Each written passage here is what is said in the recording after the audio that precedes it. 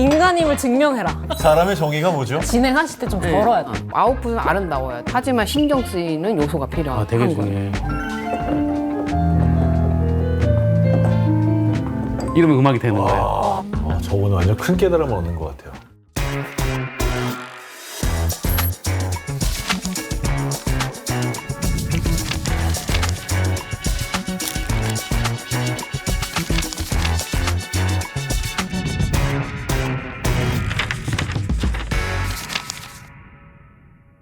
자, SK 주식회사와 함께 포스트 AI 시대를 자유롭게 상상해보는 시간, AI 이후 우리는 포스트 한석준입니다. 조아란이라고 합니다. 반갑습니다.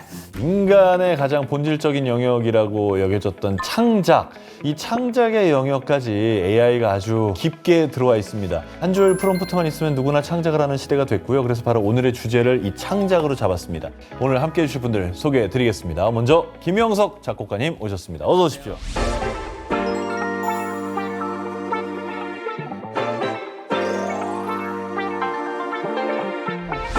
안녕하세요. 안녕하세요. 반갑습니다. 자, 그리고 K-팝을 좋아하는 분들이라면 모를 수가 없는 분이죠. 리전드 필름 헤드 크리에이티브 디렉터 윤승림 감독님 오셨습니다. 어서 오세요.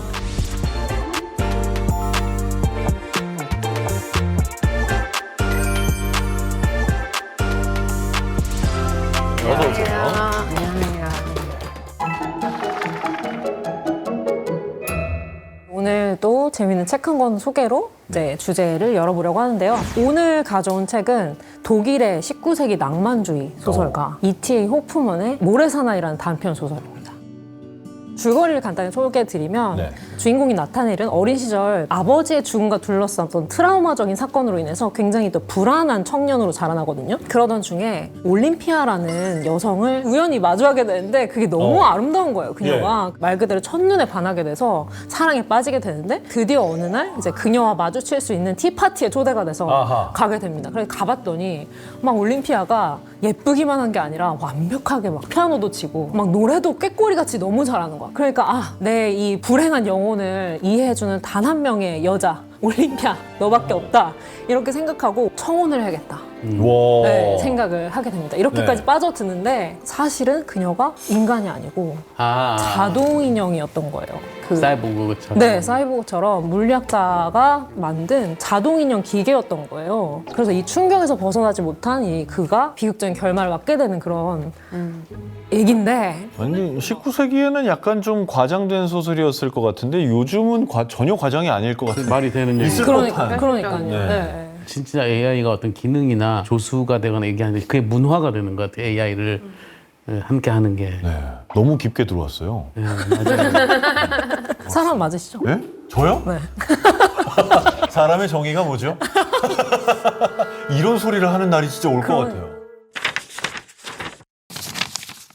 근데 진짜 딸깍했네라는 표현이 이제 창작을 AI로 한다는 뜻이잖아요. 문학에서는 어떤가요? 신춘문예 같은 데서 투고작이 어마어마하게 늘었대.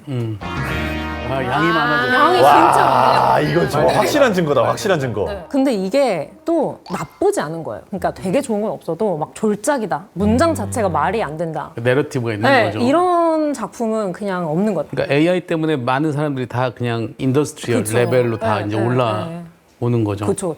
그래서 최근에 창비 신인문학상이나 교보문고 스토리대상 이런데 공모 모집 요강에 생성형 AI를 활용이 확인되면 당선을 취소하겠다라는 문구가 최초로 들어가기도 했다고 하니까 다들 서로 의심하고 있는 거죠. 아니, 근데 그거 뭐 나중에라도 확인할 수 있긴 해요? 실제로 그런 거 에이전트가 지금 개발하고 있대요. 확인하는 걸? 네. AI는 잡아내는- AI로 잡는다. 잡아낸다기만 이 아웃풋의 그 레퍼런스의 근본?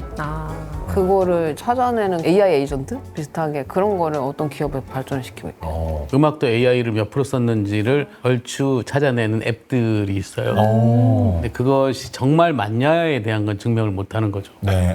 그쵸. 작가가 얘기를 안 하면 모르는 거니까. 그리고 이제 보통 AI로 음악을 생성하면 노래하고 반주가 같이 나오잖아요. 네네. 스노 같은 네. 경우에. 우린 묻지 그거는 알아낼 수 있어요. 근데 이걸 트랙을 분리해서 내가 똑같이 연주하면 모르는 거죠. 작곡의 영역에서도 AI 많이 쓰나요? 심각하죠. 보통 음악을 볼 때 우리가 감성적으로 들으니까 음악이 AI가 못 들어가는 영역일 거라고 생각들을 많이 했었죠. 맞아. 근데 사실 우리가 들을 때 감성이지 분석을 하면 음악도 역시 수열이고 패턴이거든요. 그러니까 AI가 결국 패턴을 파악하는 거잖아요. 뭐 장삼도 이게 다 숫자잖아요. 수직적인 숫자, 그다음에 시퀀스 멜로디에서는 수평적인 숫자들이 결국 이루어져서 조합되는 거거든요. 그러니까 AI가 너무 하기 쉽죠. 분석하기. 공식이 네, 있어. 공식이. 그러니까 물론 작가는 그 공식을 파괴하지만 결국 다른 공식을 만드는 게 작가잖아요. 틀을 깨지만 또 자기만의 틀을 만드는 것. 그러니까 그게 결국 패턴이에요. 치면서 설명을 해드릴 수도 있어요. 그렇습니까? 오, 네네네. 좀 부탁드립니다. 감사합니다. 이런 거 부탁드려도 되나요? 예를 들면 제 노래 중에 뭐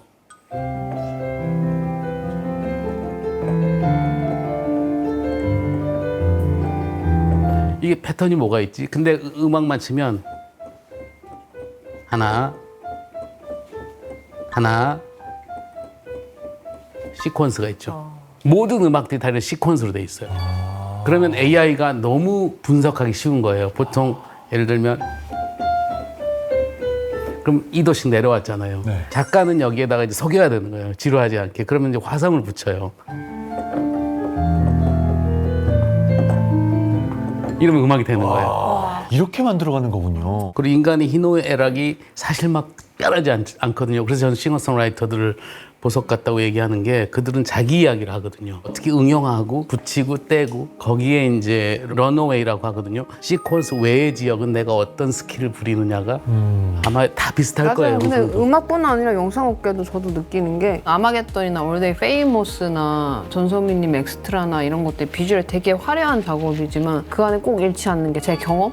제 이야기를 꼭 녹이려고 하는 편인 것 같아요. 제가 진짜 경험했던 감정이나 그런 이야기들을 다른 방식으로 풀어내는 거지. 어쨌든 결론적으로 저는 제 얘기를 녹이는데 말씀하신 대로 진짜 작곡가나 디자이너나 자기 얘기가 있어야지만 살아남지 않나? 그게 자기 패턴일 수도 있고 맞아요. 아이덴티티일 수도 있고 맞아요. 대중분들이 그런 인식을 안 하시는 것 같아도 다 느끼고 다 느껴요. 다 느끼고 네. 이 곡은 다르다가 그 진정성이라고 말하는 자기 이야기 그게 있느냐 없느냐인 것 같아요. 그럼 그 자기 패턴이라고 말하는 그 부분들에 소위 어떤 사람들이 꽂히는 거군요. 저는 그렇다고 믿어요. 저도 그렇게 봐요. 그렇다고 믿어요. 그 감독님도 인터뷰에 제가 보니까 초반에 진짜 다양한 장르, 다른 작품 하다가 최근에는 이제 내 스타일 만들어가고 싶다 뭐 이런. 근데 제가 약간 오해를 했던 부분이 있었던 것 같은 게 작가분들은 자기 스타일을 강화를 하면은 그게 자기 아이덴티티가 강화되는 거지만 감독은 자기 스타일을 반복을 하면 자가복제 감독이 된다고 생각을 했어요. 그나마 장점이 변화나 이런 다양한 시도를 하는 거라고 믿고 왔었는데 돌이켜 보니까 다양한 장르의 뮤비를 하지만 결론적으로 제가 하는 코어는 계속 똑같더라고요. 그 안에 자유가 있었다. 코어는 똑같더라고요. 글로벌 음원 플랫폼 디저에서 AI 생성곡과 인간이 직접 창작한 곡을 들려주고 식별하는 테스트를 했는데 네. 사실 97%가 식별 못했다고 하더라고요. 네, 그런데 더 재밌는 거는 AI의 음악을 들은 52%가 위화감을 느꼈다. AI가 만든 음악이라는 걸 알고 나서는 알고 나서? 네, 네. 위화감이 들었다라고 얘기하고 또 45%는 이런 음악은 플랫폼에서 빼야 된다. 그리고 또 40%는 AI라는 걸 알면 그냥 안 듣겠다라고까지 이야기를 했대요. 네. 그래서 AI가 그전에는 그냥 사실 구별도 못하다가 좋게 들었을 텐데 AI가 만들었다는 걸 알게 된 순간 갑자기 싫어진다. 이런 감정은 도대체 왜 생기는 걸까? 저는 사실 창작자라기보다는 소비자에 가깝잖아요. 그쵸, 네. 소비자들은요, 창작자가 무슨 생각하는지 사실 잘 몰라요.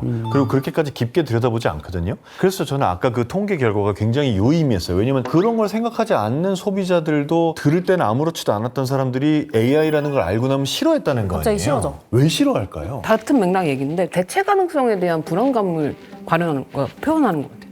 본인들은 못 느끼겠지만 사실은 나도 저렇게 대체될 수 있다는 그 무의식 쪽에 있는 그 불안감과 거부감에서 싫어하는 게 나오는 거 아닐까? 저도 좀 그런 면이 있었던 것 같고. 근데 그 AI가 지금 사실 뭐 다 창작자들이시니까 창작자들이 창작 활동을 할 때 요즘 세상에 AI를 아예 안 쓰는 사람이 있을까 싶어요. AI를 안 쓰는 거는 어떻게 보면 도태될 수밖에 없죠. AI는 너무나 유용한 도구고 K-탑만큼이나 이렇게 빠르게 돌아가는 시스템이 없잖아요. 그 안에 무조건 취해야만 하는 친구인데 중요한 건 그거 같아요. AI를 어떤 부분에서 사용했느냐. 그러니까 핵심적인 아이디어 쪽, 크리에이티브 쪽에 사용했느냐? 그 사람은 도태가 되겠죠.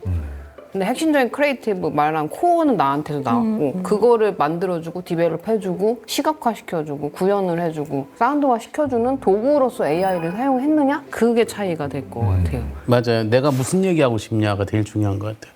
화두를 내가 던져야지. 그래서 답을 우리는 찾는 교육을 했지만 이제는 질문을 잘해야 되고 경험이 필요하고 또 실수나 실패도 필요하고 그게 다 경험치가 늘어나는 거니까.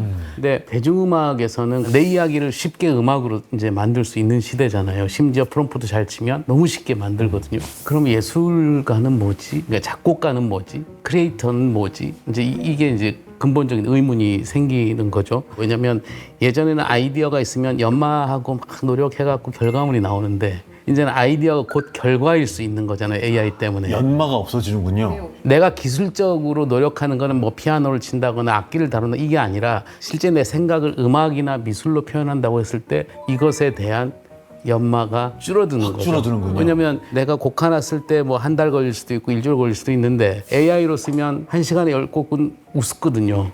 순호가 툭툭툭툭 만들어내니까 그럼 결국 우리는 뭐 하냐면 큐레이팅 하는 거잖아요. 맞아요. 그 선택할 네, 뿐이죠. 선택하는 거죠. 그게 이제 프로듀서의 개념인 거잖아요. 그러면 결국 내가 안목이 있어야 선택을 할 수 있고 선택한 거를 내가 결국엔 이제 그 어떤 얘기를 하고 싶은 건 내가 프롬프트를 쳐야 되니까 혹은 챗GPT가 작사를 도와준다 할지라도 내가 무슨 얘기하고 싶은지에 대한 부분과 큐레이팅 부분 그건 이제 프로듀서의 영역인 거죠. 요즘에 AI 디자이너들이 엄청 많이 떴어요. 그러니까 예전처럼 뭐 시각 디자인을 전공하고 기본기가 탄탄하고 3D나 이런 툴을 한 친구들이 아니고 인스타의 그 프롬프터만을 이용해서 툭툭툭 작업을 내뱉는 친구들이 막 붐업이 됐다가 이제 싹 가라앉고 있어요. 왜냐면 이제는 프롬프터를 따로 공부할 필요도 없고. 맞아요. 그래서 오히려 역으로 더 치고 올라온 게 그 전에부터 디자인을 했던 3D, 2D 디자이너들.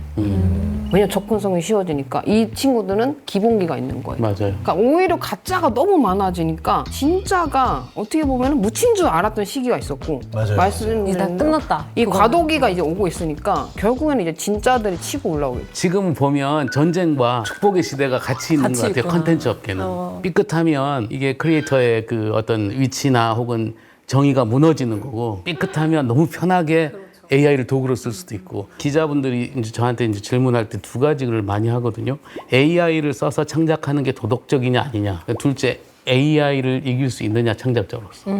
전 둘 다 넌센스라고 보거든요. 왜냐면 이미 그 질문하기에는 세상은 너무 갔어요. 크리에이터 집단들마저도 이제는 다 이제 범용적으로 이제 인더스트리얼 레벨로 올라가는 거죠. 그렇게 봤을 때 과연 이 질문이 타당한가? 대답할 논의가 있는가? 그러면 피아노 못 치고 프로그램으로 작곡하면 도덕적인가 아닌가?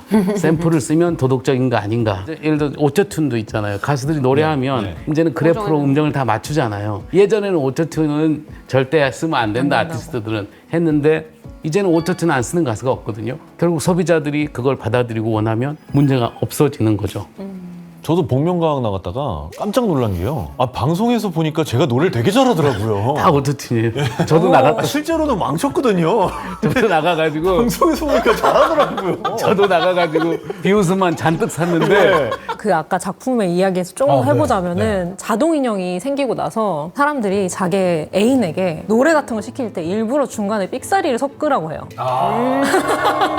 인간임을 증명해라. 춤추다가도 약간 삐끗, 일부러 삐끗하고 이런 거를 이게 진짜 맞는 얘기예요. 노래 잘하는 건 뭐냐. 물론 테크니컬 잘하는 것도 중요하지만 이 감동을 주는 포인트가 뭐냐. 그런 부분들은 우리가 생각하는 그 스킬이나 테크닉하고 다른 부분이 있지 않을까라는 거죠.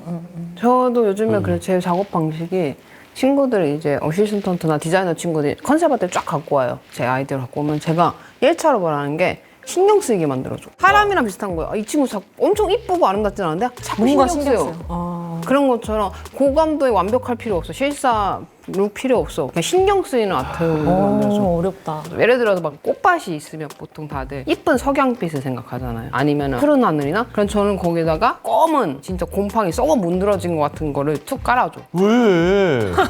그게 신경이 쓰이니까. 하지만 왜 그래? 아니 근데 하지만 보면은 사람들이 전체적 중요한 그거. 저는 상업예술하니까 아웃풋은 아름다워야 돼. 하지만 신경 쓰이는 요소가 필요한 되게 거예요. 중요해요. 미학적인데 거기에 그 말씀하신 거슬림. 벗어난 게 있어야지. 네, 그게 있어야 돼. 그게 있어야 관심을 가져요. 근데 그 선만 지킨다면 대중들은 거기에 꽂힌다 생각하거든요. 저번에 완전 큰 깨달음을 얻는 것 같아요. 정말 나는 죽었다 깨나도 못할 생각이네요. 진행하실 때 좀 덜어야 돼. 맞아요. 약간의 그 어색함이나 실수가 필요한 거예요. 이래서 너무 전현무 씨가 잘하세요. 그렇게 저한테 노잼이라고 하는군요. 너무 잘해. 반성하게 됩니다. 네. 자, 이 AI 시대에 인간다운 창작이란 무엇일지에 대해서 오늘 얘기를 나눠보고 있습니다. 제가 어렸을 때 미대 입시를 잠깐 잠깐 담궜었어요. 그래요? 우와. 근데 그때 배웠던 거 하나도 기억 안 나는데 선생님이 했던 말이 엄청 아직도 기억이 많이 남아요. 네. 뭔가 새로운 아이디어? 창작이라는 게 막 무에서 나오는 게 아니다. 좋은 거 많이 보고 많이 배워야지 창의성이라는 것도 배우고 만들어질 수 있다. 인간도 그런 방식으로 창작을 한다면 AI와 무엇이 다른가? 뮤직비디오 만들 때도 그렇습니까? 그러니까 뭔가 다른 어떤 건축물이나 미술 작품을 보고 뭐 거기서 얻은 영감 같은 걸 재해석하거나 그러기도 하나요? 레퍼런스는 당연히 보죠. 엄청 보는데 핵심을 보는 능력이 너무 중요한 것 같아요. 제자들한테 말하는 게 흐리게 보라고 그래요. 흐리게 봐야지만 이게 봐라. 그 수많은 레퍼런스들 사이에서 디테일들을 다 무시하고 공통된 핵심이 보이거든요. 흐리게 봐서 진짜 그 핵심을 보라고 하는데 그거를 할 줄 아느냐와 모르냐가 카피가 되느냐 아니면 그 핵심을 취하느냐가 차이가 난다고 생각이 들어요. 예전에 그런 말도 들었었거든요. 이건 그 누군가의 의견일 뿐입니다만 있는 힘껏 카피해라. 저는 근데 카피가 중요하다고 생각해요. 저 역시도 지금은 13년 차가 됐지만 초창기 때는 외국 레퍼런스 엄청 보고 어떻게 보면 그 위험한 선상에 있는 작업도 냈었고 카피와 오마주의 위험한 선상에 있는 것도 해왔는데 그것들이 있었기 때문에 그런 수많은 데이터가 쌓였기 때문에 이제 뭐가 흔한지 아닌지가 판가름이 되고 그러니까 전혀 다른 관점에서 보는 네. 거죠. 아까 얘기했듯이. 피카소도 그렇게 카피를 많이 했대요. 근데 피카소가 어떤 작가의 화랑을 방문하는 거를 그 작가들이 싫어했대요. 카드 카피해서. 쭉 보면 이거? 이 본질을 보는 거죠. 데코레이션을 보는 게 아니라 네. 음악도 그렇거든요. 믹싱하고 나면 다 그렇다지만 실제 어떻게 이걸 코드 구성이 되게 단순한 구조에서 시작하잖아요. 그걸 파악하는 거예요. 그러니까 데코레이션에 몰입되면 감독님 말씀대로 그냥 똑같이 카피하게 돼요. 근데 실제 본질을 보면 다르죠. 저는 제일 먼저 시작하는 게 사전적 정의. 사전적인 정의랑 이게 어떻게 매체나 다른 데서 어떻게 묘사됐는지를 막 찾아봐요. 그래서 과학 유튜버 궤도님 보고도 만든 뮤비도 있었어요. XG의 IYKYK라는 노래가 있었는데 IYKYK라는 뜻 자체가 If you know, you know가 알 사람들끼리는 다 알잖아. 이런 약어예요. 그래서 이거를 뭔가 알 사람들끼리 안다는 거는 이들끼리 공유하는 시그널이 있는 거 아닐까? 이들끼리만 공유한다는 거는 반대로 생각을 하면 이들은 외톨이인 거야. 다른 사람들이 못 듣는 얘기를 듣는 애들이니까. 얼마나 외롭고 소외감이 들고 언더독. 네, 그런 느낌이니까 뮤턴트라는 세계관이 있었는데 이 뮤턴트는 고향은 우주잖아요. 근데 지구에 왔을 때 느껴지는 그 소외감? 그걸 어떻게 풀까를 계속 고민하고 있었어요. 고민하다가 과학 유튜버 기도님께서 불나방 얘기를 하시는 거예요. 불나방이 실제로 되게 불쌍한 존재들이래요. 원래 이들은 그냥 본능적으로 중력을 거슬러 위로 올라가는데 인공빛이 없던 옛날에는 달빛밖에 없잖아요. 근데 지금 인공빛이 너무 많은 거예요. 그럼 얘네들이 인공빛을 막 다 뛰어드는 거예요. 그러니까 감각 이상을 겪고 있다는 거예요. 그래서 저는 XG가 불나방 같은 존재구나. 이들은 지구에 와서 감각 이상을 겪고 있다. 거기서 시작을 해서 그렇게 본 거예요. 그러니까 영감은 어디에다 있는 거야. 오늘 진짜 배움이 막 깊습니다, 오늘. 정말 많이 배우고 있습니다. 자, 그러면 일단 창작을 얘기할 때 빼놓을 수 없는 것 중에 하나가 이제 표절이지 않습니까? 이 표절에 대한 얘기를 또 안 할 수가 없습니다. 오들오들 떨고 있어요. 그러니까 표절이라는 게 항상 창작자에게는 올가미 같은 거예요. 내가 어떤 영감을 받거나 할 때도 이미 그 전에 학습되어진 데이터가 있는 거잖아요. 무인도에 살다 와서 창작하는 게 아니니까. 근데 이제 AI 시대의 표절이라는 건 정말 큰 화두인 것 같아요. AI는 이제 학습 단계에서 모든 음악을 LLM에 다 넣잖아요. 그리고 그것이 다 나노 버전으로 토큰화돼서 막 산발적으로 아주 정말 막 있다가 프롬프트를 주면 지들끼리 모아가지고 패턴을 파악해서 주는 거거든요. 그럼 이게 과연 표절이냐 아니냐. 이게 화두인 거예요. 근데 우리가 이제 엄밀하게 생각해 보면 모든 음악에 데이터가 들어가 있는 거니까 학습된 데이터를 사용할 때에 그 저작권을 내는 거냐 마는 거냐에 대한 이슈가 있어요. 미국은 소송에서 졌거든요. 메타나 엔트로픽 이런 케이스에서 다 졌어요. 창작자가. 아, 네. 독일은 또 이겼어요.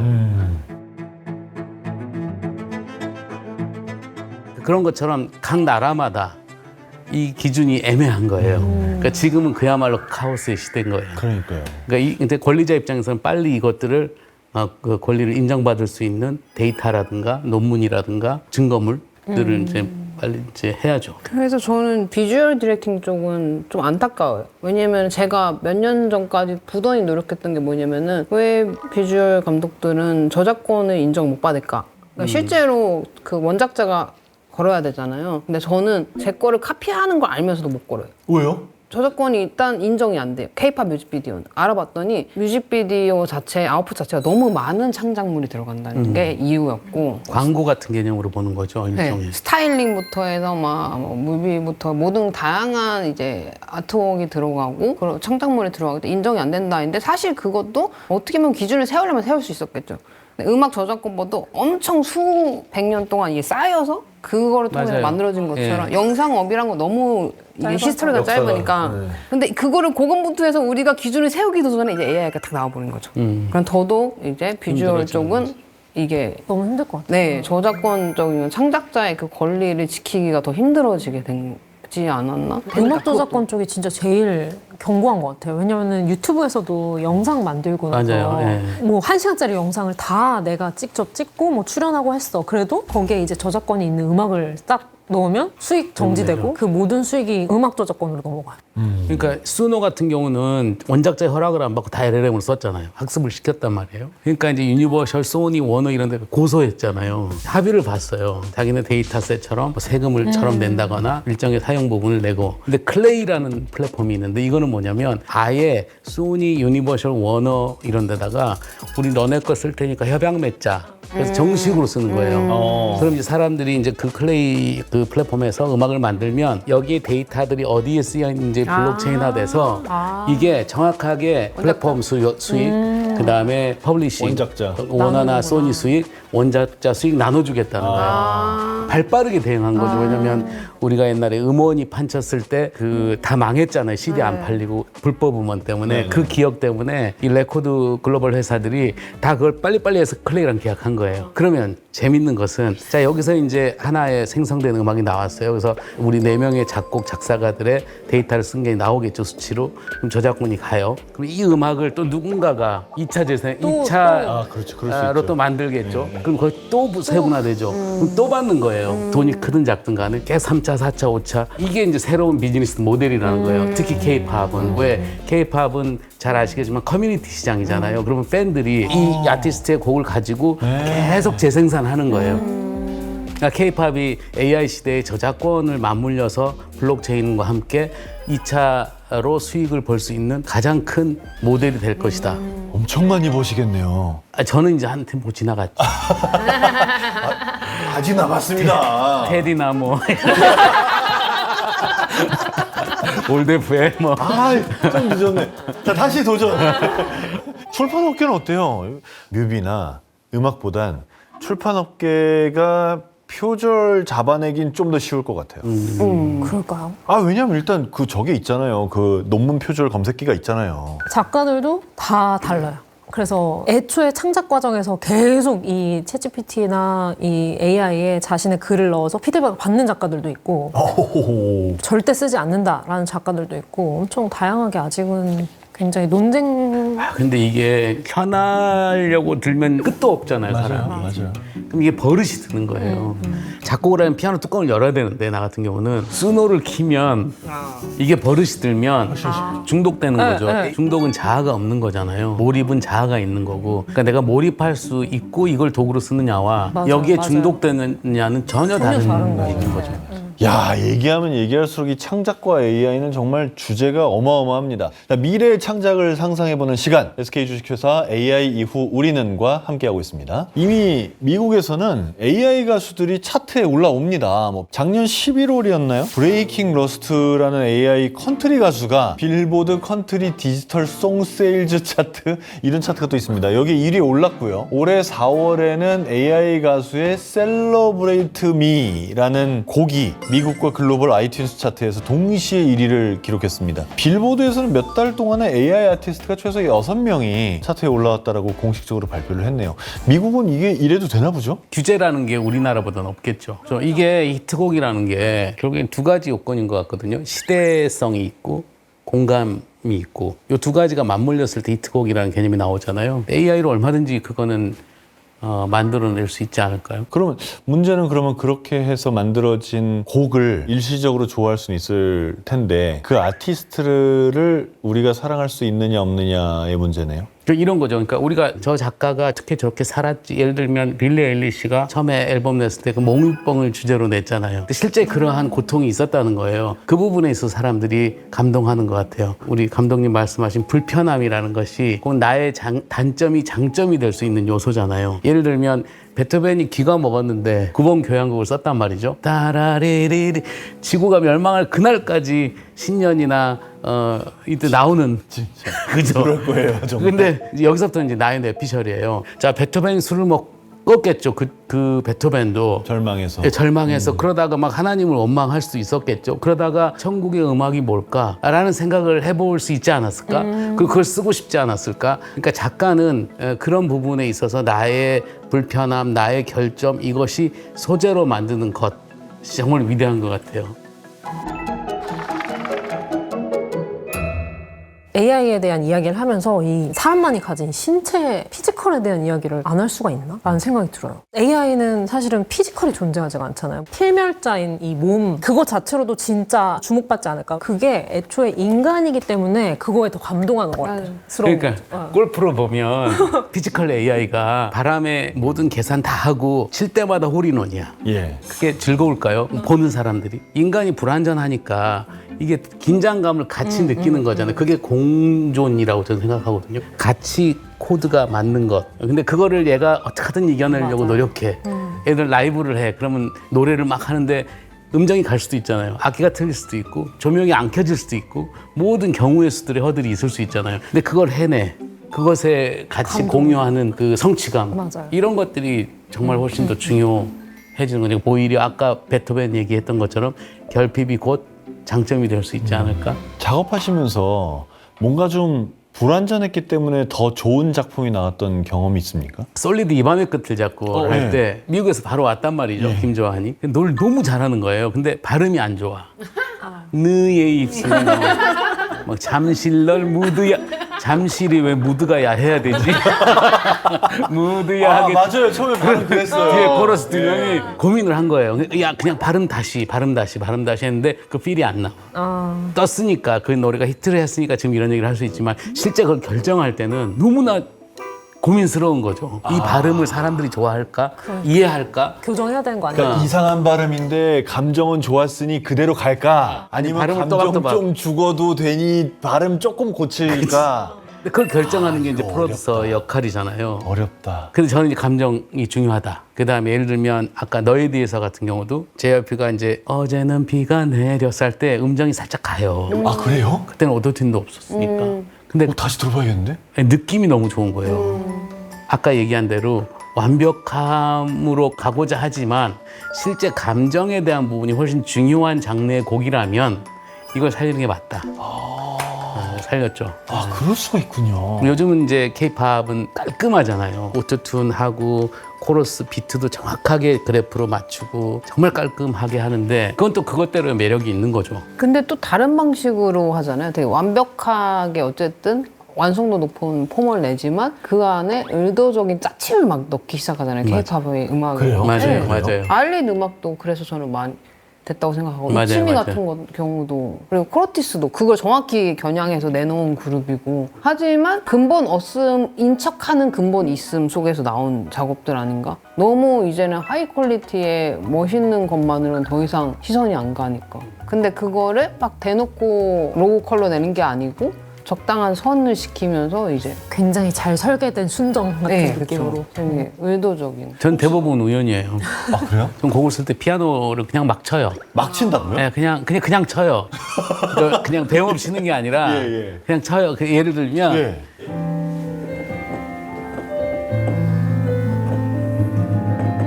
막 쳐요 그냥. 그러다가 테마 하나가 잠깐만 지금 그게 막 친 거예요? 그러니까- 엄청 잘 친 것 같은데. 아니요. 그러니까 테마 하나를 딱 이제 예를 들면 그러다가 뭐 이게 테마가 하나 생겼어요. 마음에 드는 예, 그 예. 타이밍에 예.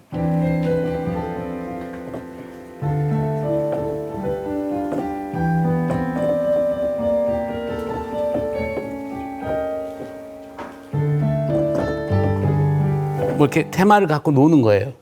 그러다가 이렇게 변주를 하신 거죠? 예, 그러니까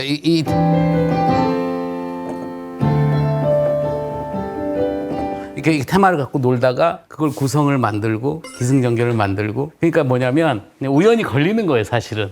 근데 이제 문제는 환경을 거기다 계속 놔두느냐가 중요한 거죠. 어떤 프롬프트 쳐서 AI가 만들어내는 건 뇌를 쓰는 건 아니잖아요. 근데 이거는 내가 계속 조합하고 붙이고 또 깎고 뭐 다시 처음으로 갔다가 다시 이걸 바꿔봤다가 그 다음날 자고 일어났더니 다 마음에 안 들고 다시 뇌를 쓰는 거죠. 쉽게 안 쓰면 이제 뇌 손실 되는 거잖아요. 근손실처럼.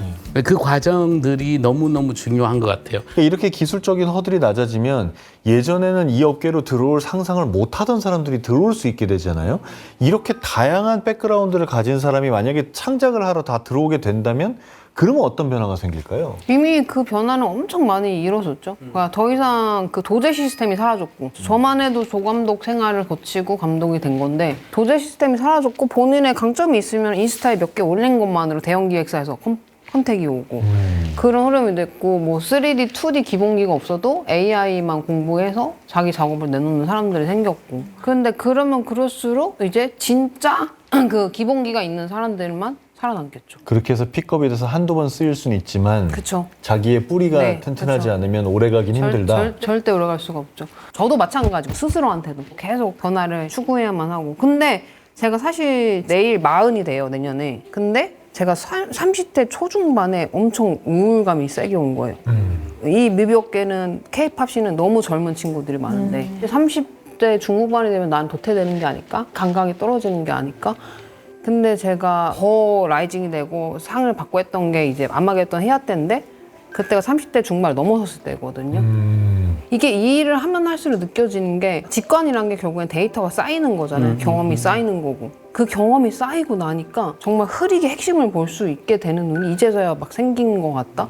그래서 창작 일은 결국에는 이 일을 안 해본 분들 저 역시도 어릴 때 그랬고 되게 영감이 그분이 갑자기 어느 날 쑥 오셔서 막 내는 것 같지만 결국엔 계속해서 자기를 트레이닝 해야 되고 쌓여야 되고 그리고 어떤 게 진짜 먹히고 안 먹히고는 그거는 정말 경험에서 나오는 거 같고 그래서 그런 생각을 하게 된 것 같아요. 새롭게 나타날 후배 창작자들을 위해서 혹시 조언을 해주신다면